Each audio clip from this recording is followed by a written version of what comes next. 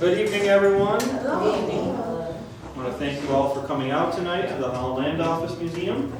I hope everybody's in the spooky mood, ready for the Halloween season to get here. So we have Connie Boyd with us tonight to talk about the ghost stories of downtown Batavia. Now these stories are everything you can hear on the walk, so you guys maybe made the right decision and you don't have to expend all the energy to get the stories like our other folks do.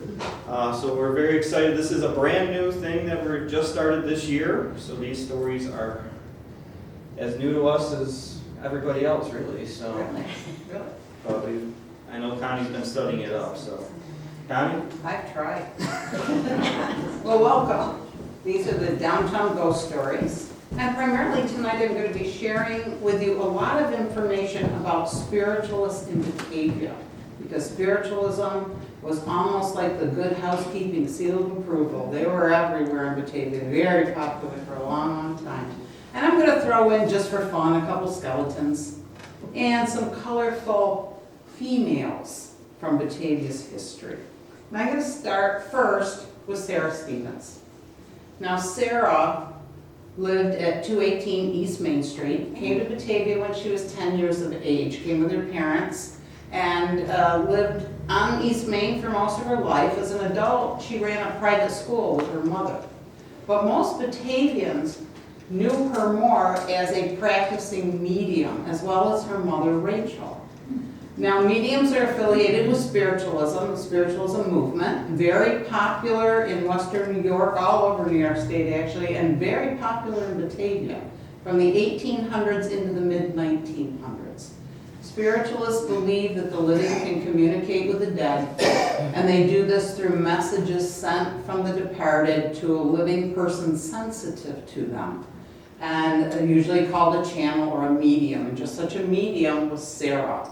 Sarah, when spiritualism first began to emerge as popular in Batavia, said she felt controlled by the spirits and that she had no choice but to bring their messages. She felt absolutely coerced by the spirits. So she began to hold seances and circles in her home and became very, very popular. Now, there's something else I think very interesting about Sarah. She may have had insider information about a major scandal that occurred in Batavia. Some of you may be familiar with the name William Morgan. He was a gentleman who did an expose, did a book to reveal the secrets of the Freemasons. It's believed that he was kidnapped and later murdered by the Masons. I believe his body was never found. Why would Sarah have insider information? Well, two possible theories. One is because a close family friend was David Miller, the printer responsible for the book. But I think more likely the second theory is what is true, that when Morgan passed over to the great beyond, he contacted Sarah.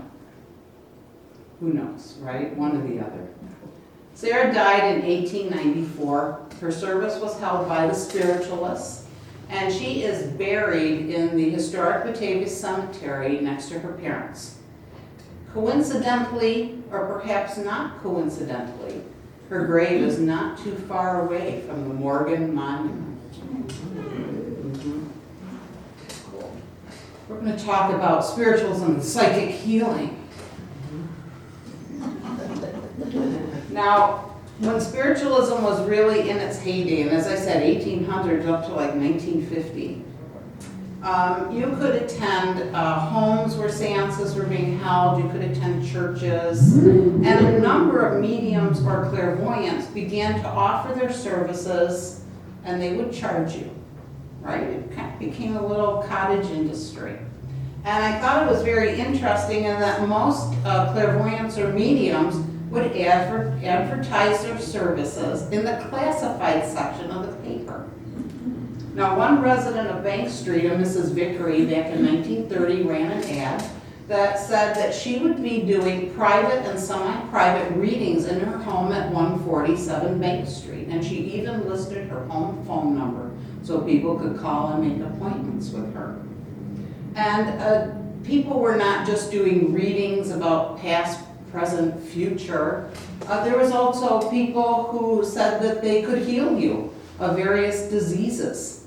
And they called themselves psychic healers, or probably the most well-known healer in Batavia was Edna Dyer, and she called herself a magnetic healer and clairvoyant. And you didn't have to go see Mrs. Dyer at her home. She made house calls.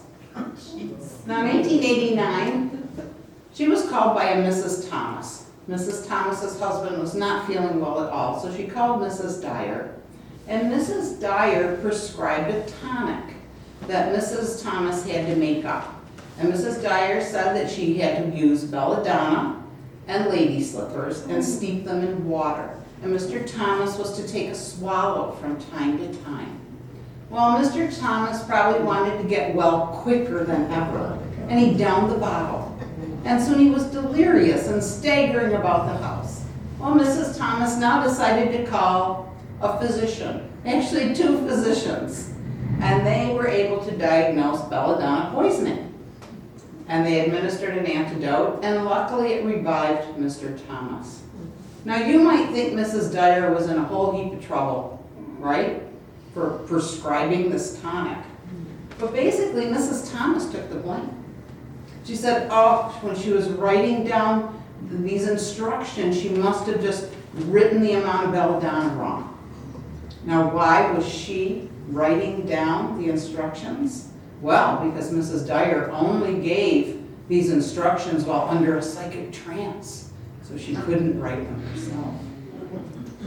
Now, if you didn't want Mrs. Dyer to come to your house, and I can understand why, perhaps you wanted to have your illness diagnosed at an afternoon gathering. And this was not uncommon, and of course the paper would report on it. Back in 1908, a Mrs. Burtis at 109 Summit Street decided she would have a gathering at her home, and she invited a medium named Mrs. Lane from Buffalo. And she basically said that Mrs. Lane would be there all one afternoon to diagnose illness. Now personally, I would much prefer sitting on somebody's couch drinking tea, having them tell me what's wrong with me, than to sit at the doctor's office for hours. So I thought that was a good deal, right? But if you're not into having your medical condition diagnosed at an afternoon gathering, and you're not into house calls, and you just want to meet other spiritualists and convene, well, you could have done that on Bank Street too, where they had a spiritualist church as late as 1948.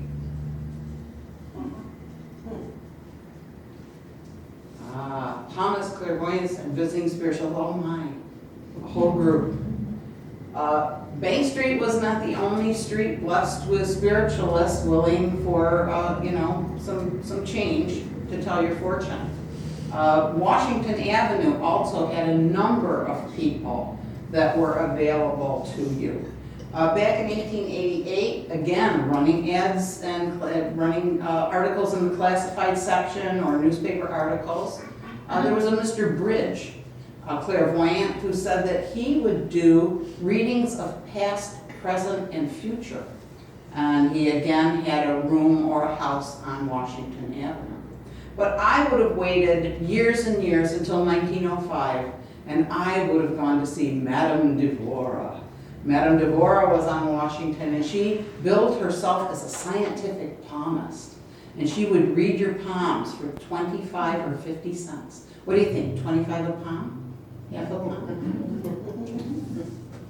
And if that wasn't sufficient, there were a number of Batavia families that would bring in spiritualists, especially mediums, from out of town to stay in their homes, and then they would host gatherings where they could hold seances.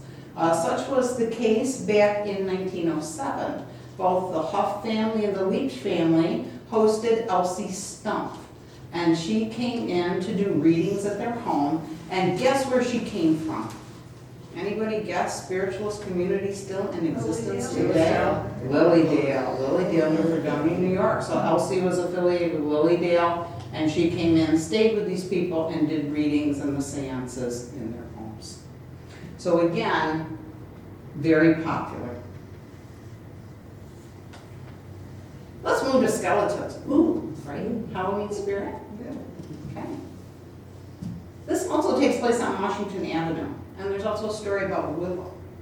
But on Washington, back in 1886, the paper reported about workers that were digging a cellar on a vacant lot on Washington. And I have to assume if they're digging a cellar, they're gonna put a house up on a vacant lot. And in their digging project, they unearthed an incredibly large intact skeleton. And the workers decided, because the house sitting right next to the vacant lot had been occupied by physicians for over 20 years, they said, oh, it's just a specimen skeleton. You know, like the kind that doctors used to hang next to their desk or in their exam rooms? Ew, do they still do that? I hope not. So they just passed it off as, oh, it had to belong to one of the doctors.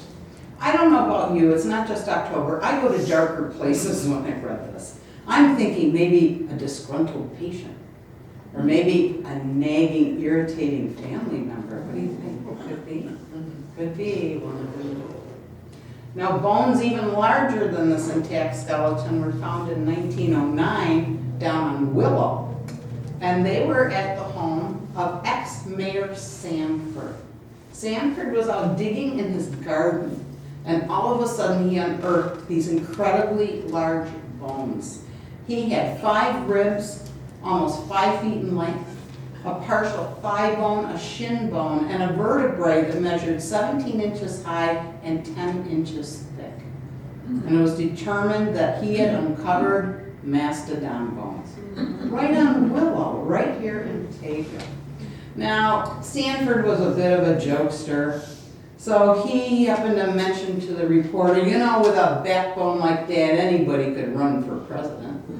And then he made the most generous offer to all the people in Batavia. He said, if you need a set of false teeth, I'll make them for you because I got a lot of bones to work with.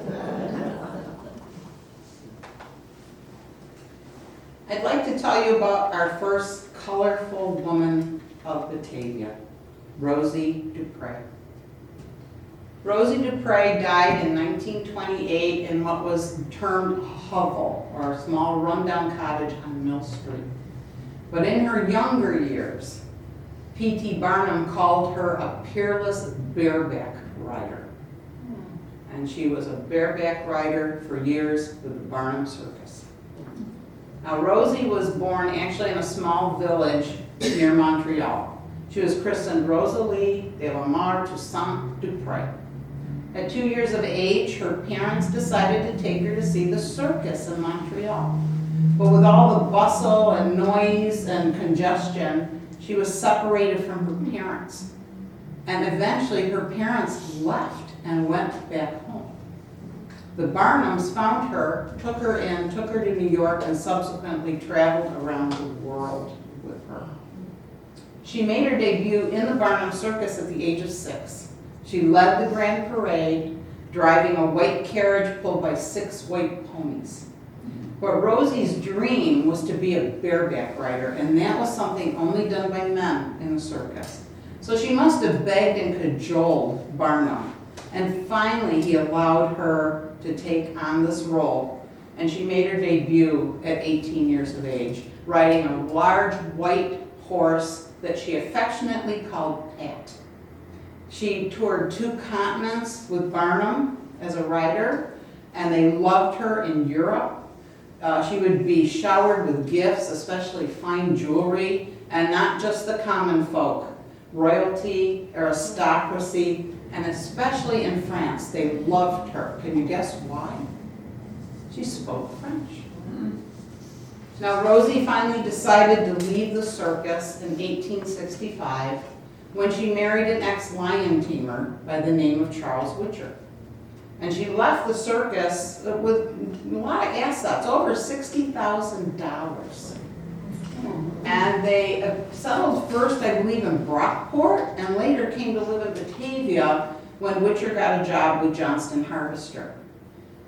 Now, I thought it was interesting, too. They got married in 1865 on the day that Lincoln was assassinated, and they honeymooned in D.C.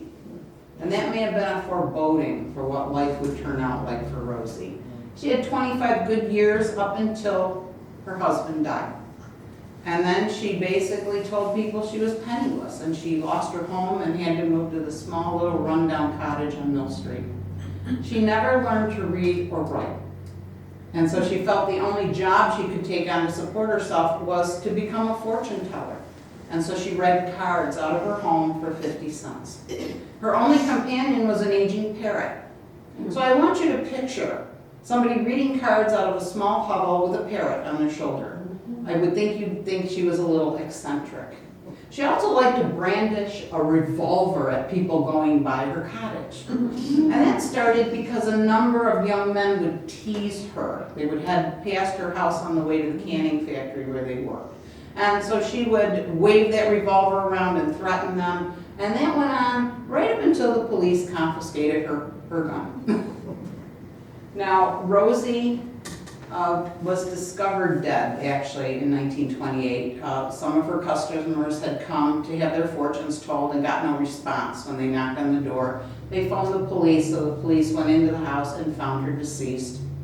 And despite her saying that she was penniless, they found a lockbox with over $14,000 in cash in it. And a number of people, because she was slightly eccentric, thought she made up all those stories about the circus. Well, they also found all her trunks of beautiful clothing that she wore when she was a performer with Barnum. And she is buried in Elmwood Cemetery. So if you want to go looking for her. But again, colorful woman of Batavia. Now this is my other colorful, we have three colorful people, but this is actually a little 9-year-old, little Dolly Dutton. And I can tell you Batavians were so thrilled in 1860 when little Dolly Dutton was to make an appearance. She called them levees or reception. And she was going to appear at the hall, Ellicott Hall on Court Street. Oh, people were just so excited. She drew 20,000 people at a reception in Albany, 15,000 in Buffalo, and similar crowds in Rochester and Buffalo. Now, why was she such a draw? Well, she was 9 years old, but she only stood 26 inches tall and weighed 13 pounds. And she was perfectly proportioned. Everyone who saw her said she looked more like a little doll than a breathing human being.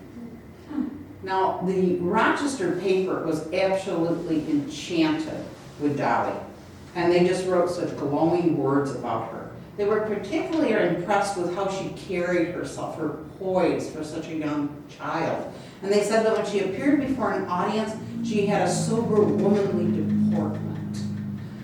They loved her. One of the things she did when she appeared at the receptions is she would stand on the outstretched arm, on the hand of a man's outstretched arm, just to show how small she was. And this is the image that many times when you look for little Dolly Dutton, it's the image you'll find that was used to advertise her appearances, her posters, and her handbills.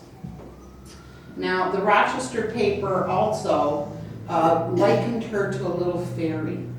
They said that when you saw her flit across a stage, you had to believe in fairies, and that she was the fairy queen. So again, certainly a different era where she would draw those many people. I also believe her sister also was a little person. So lots of information about her, lots of pictures, so I encourage you to learn more about Dolly Dutton.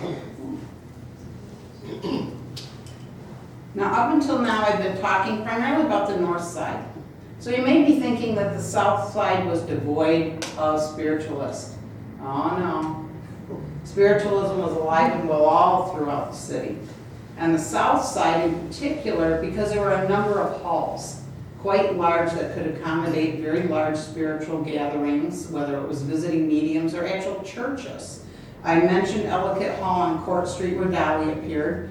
That certainly could entertain mediums. But there was also a hall on Jackson called Maccabees and Oddfellows on Ellicott Street. And so those were homes to many spiritualists. But they didn't own the property.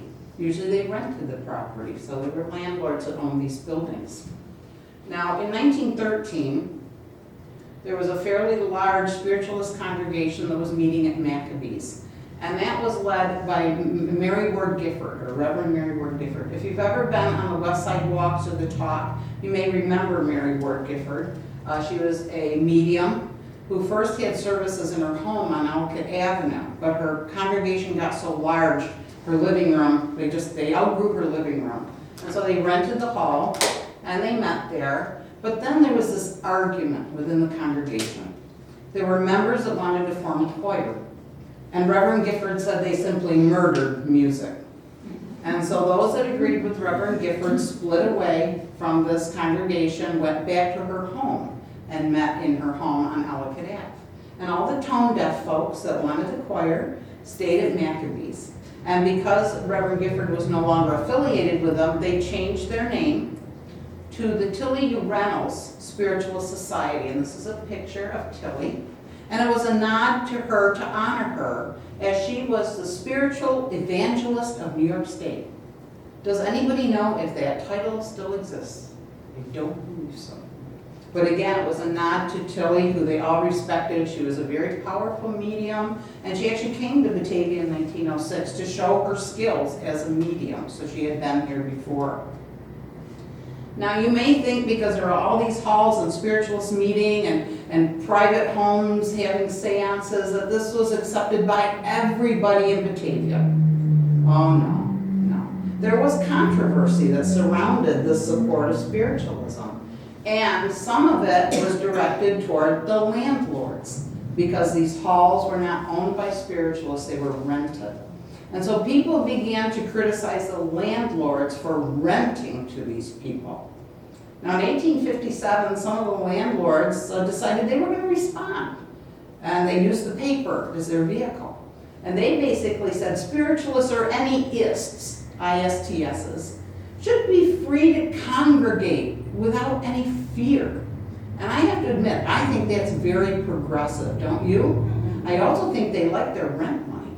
So that could be another reason that they went to that.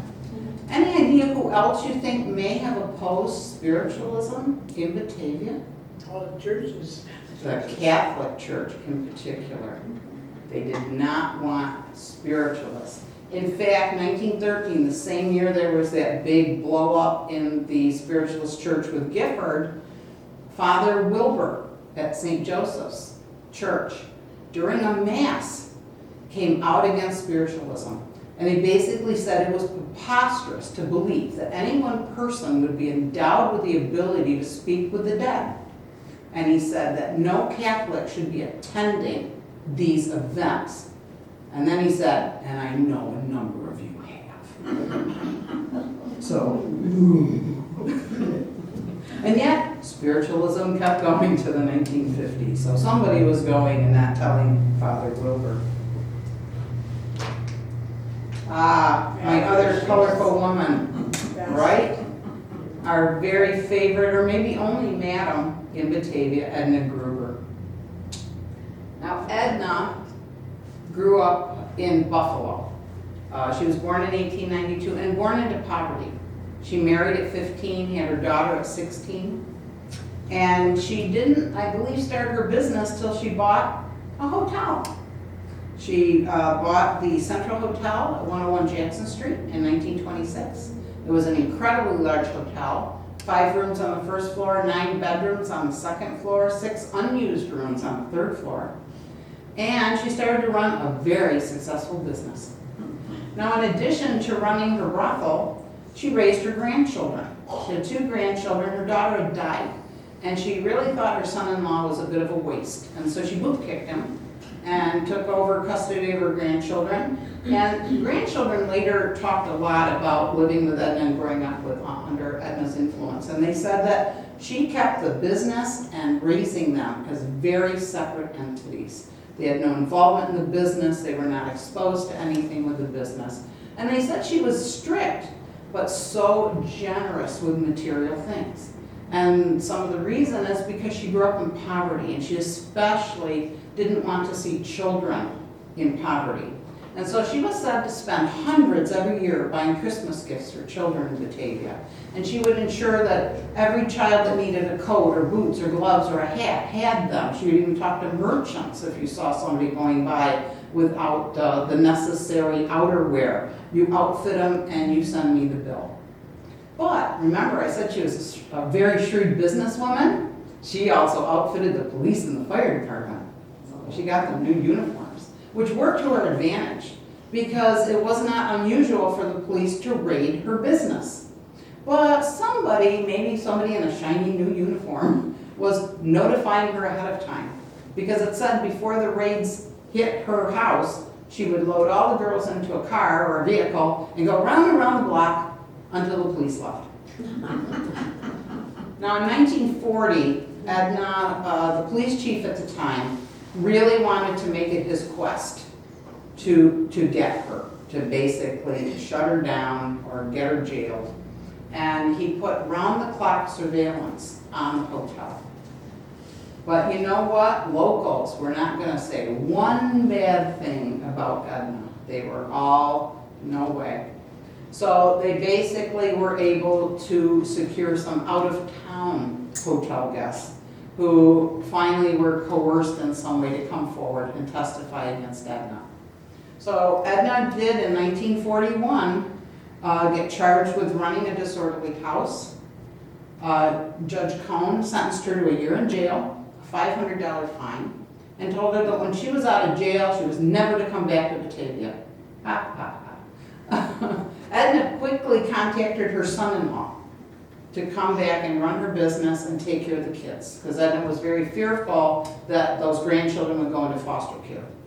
And so, despite maybe her reservations, she had him come back. And as far as I can tell, he got no grief for running her hotel. When she was out, she certainly came back to Batavia and continued with the business. But she did have a heart condition. And she did have a heart attack at one point, and in 1953, she died. She left the hotel, left the house to her grandchildren. And they turned it into a private residence. So the business was done, but won't Edna live on in our hearts forever? My final story. Aren't you excited? It's almost time. Deals with the Opera House. We had an Opera House. Is that not incredible? It was at 107 Main Street, and I think it had massive amounts of seating. And I'm just so impressed that Batavia, at that time, turn of the century, late 1800s, had so many venues where you could go and see, musicians and plays and musical entertainment. It was just amazing.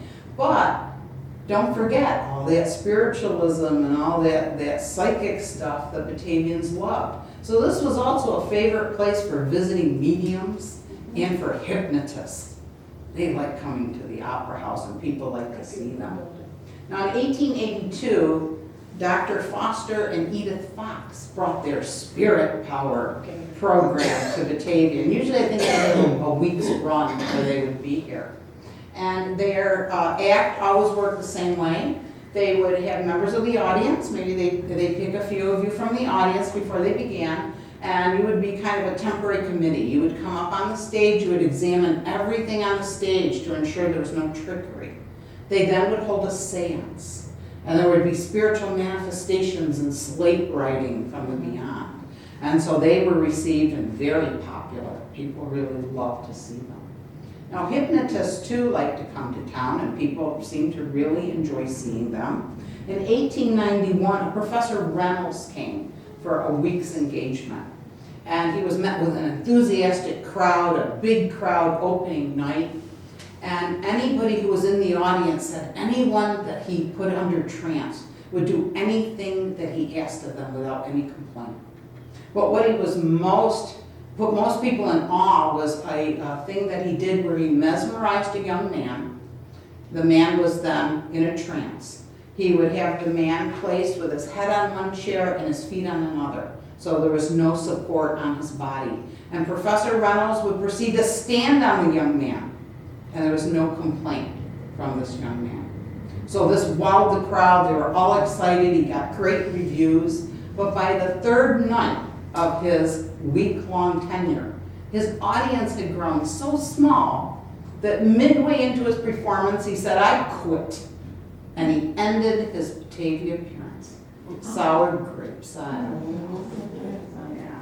Now, there were more more hypnotists that came in 1896. So just because Reynolds wasn't received well for a long period of time didn't stop other hypnotists from coming in.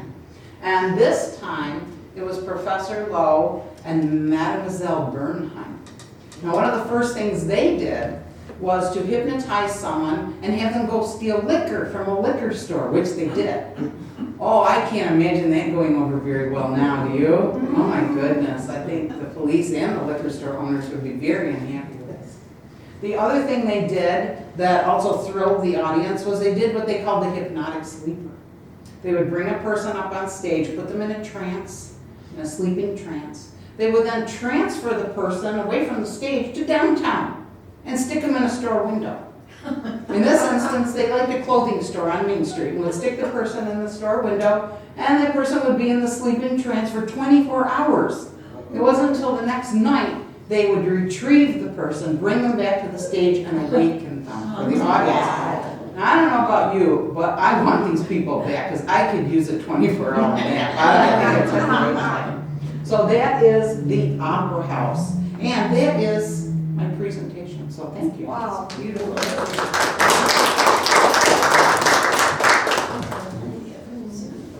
Questions? Not that I can answer them, but I'd be happy to try. Oh, sure. Where was that on Main Street? It's 107? Yeah, 105, 107, where would it be? Oh, good question. Tyler, have you gone down Main Street lately? Why are you asking 107 me? Main? 107. It's gonna be like Eli Fish area. Yeah. Yeah, it was on that block. Okay. Thomas Dwyer was like 99. And wasn't it actually called the Dellinger's Opera House, even though it was on Main? And is that because that was the funder or builder? Yeah, The Dellinger. Oh, okay. Yeah, no, Mr. Dellinger ran the Opera House, Okay. and then he's the one that built the side street, so that's why he got one named after him. Okay, okay. Because one would think a Dellinger Opera House would be on Dellinger, but it was on Main Street. Beautiful. Think of it more as Dellinger's Opera House. Okay, okay, that makes sense. And I think weren't there like 1,000 seats? It has different amounts at different Yeah. points in time. Okay, so, depending on how they had built onto it, but Yeah, I still am just mesmerized that we had so many halls, so many gathering points. And again, that spiritualism was pretty mainstream. When you look at the number of churches, the number of practitioners, just kind of incredible. So if any of you know of a church, let me know, I'll add it to the program for next year. But I haven't had anybody come forward yet. Thank you.